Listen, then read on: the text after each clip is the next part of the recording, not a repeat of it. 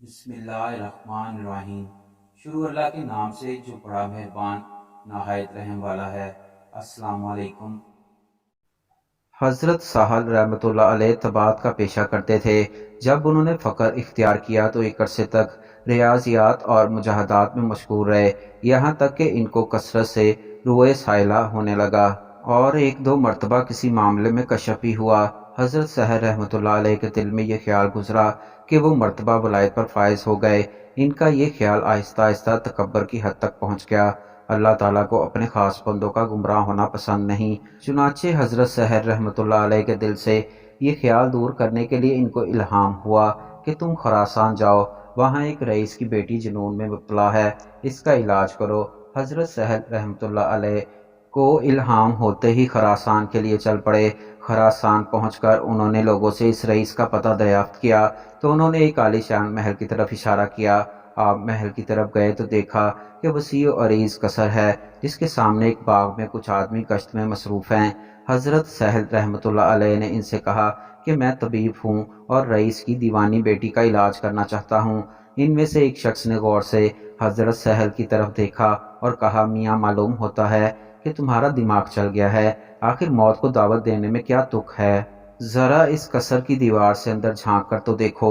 آپ نے اس دیوار کی دوسری طرف نظر ڈالی تو بیسیوں کٹے ہوئے سر نظر آئے۔ ان لوگوں سے پوچھا کہ یہ کیا معاملہ ہے؟ انہوں نے کہا کہ تم سے پہلے کئی طبیب آئے، انہوں نے یہ دعویٰ کیا کہ وہ اس لڑکی کا علاج کریں گے۔ رئیس نے اس شرط پر اجازت دی کہ اگر علاج کامیاب نہ ہوا تو ان کا سر قلم کر دیا جائے گا۔ چنانچہ کٹے ہوئے سر انہی طبیبوں کے ہیں جو اپنے تمام نسخے آزمانے کے باوجود علاج میں ناکام رہے۔ اگر تم اپنا سر کٹوانا چاہتے ہو تو ہمیں تعارف کرانے میں کوئی حرج نہیں۔ حضرت سہل رحمۃ اللہ علیہ نے کہا کہ مجھے سب کچھ منظور ہے، بس اس رئیس کے پاس مجھے لے چلو۔ وہ لوگ آپ کو اندر لے گئے اور رئیس سے ان کا تعارف کروایا۔ رئیس نے آپ رحمۃ اللہ علیہ کو کہا، یہاں آنے سے تمہاری کیا غرض ہے؟ آپ رحمۃ اللہ علیہ نے فرمایا، میں نے سنا ہے کہ تمہاری ایک لڑکی ہے جو جنون کے عارضے میں مبتلا ہے، میں اس کے علاج کے لیے آیا ہوں۔ رئیس کہنے لگا، پہلے میرے محل کی دیوار کے اندر تو نگاہ ڈالو۔ آپ رحمۃ اللہ علیہ نے فرمایا، میں نے سب کچھ دیکھ لیا ہے۔ رئیس یہ جواب سن کر بہت حیران ہوا اور سمجھا کہ یہ کوئی بلند پایا طبیب ہے جو پہلے طبیبوں کا حشر دیکھ کر بھی علاج پر تلا ہوا ہے۔ چنانچہ اس نے زنانہ خانے میں پیغام بھیجا کہ شہزادی کو تیار کریں، ایک طبیب اسے دیکھنے آیا ہے۔ تھوڑی دیر کے بعد اندر سے اطلاع آئی، لڑکی طبیب سے ملنے کے لیے تیار ہے۔ چنانچہ رئیس صاحب کو ساتھ لے کر حرم سرا میں داخل ہوا۔ جب لڑکی کے کمرے تک پہنچے تو لڑکی نے کنیز کو آواز دی، میرا نقاب لاؤ تاکہ میں نقاب کر لوں۔ رئیس کو حیرت ہوئی کہ اس سے پہلے کتنے ہی طبیب آئے لیکن لڑکی نے کسی سے پردہ نہیں کیا۔ اس طبیب میں معلوم نہیں کیا بات ہے، وہ اپنے خیالات کو ضبط نہ کر سکا۔ اس نے لڑکی کے سامنے ان کا اظہار کر دیا۔ لڑکی نے جواب دیا، وہ مرد نہیں تھے، مرد یہ ہے جو اب آیا ہے۔ لڑکی کا جواب سن کر سٹ پٹا گیا اور اس کی سمجھ میں کچھ نہ آیا۔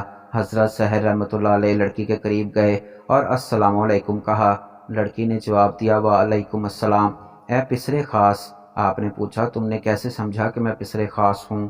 رئیس زادی نے کہا کہ جس نے تم کو یہاں بھیجا اس نے مجھ کو بھی متنبع کر دیا تھا، تمہیں اللہ نے ایسی نعمت سے نوازا ہے جس سے روح کو تسکین ملتی ہے، اسی وجہ سے میں خجالت محسوس کر رہی ہوں۔ رئیس یہ گفتگو سن کر عالم تحقیر میں کھو گیا اور ساکت دیکھنے لگا اب کیا ہوتا ہے۔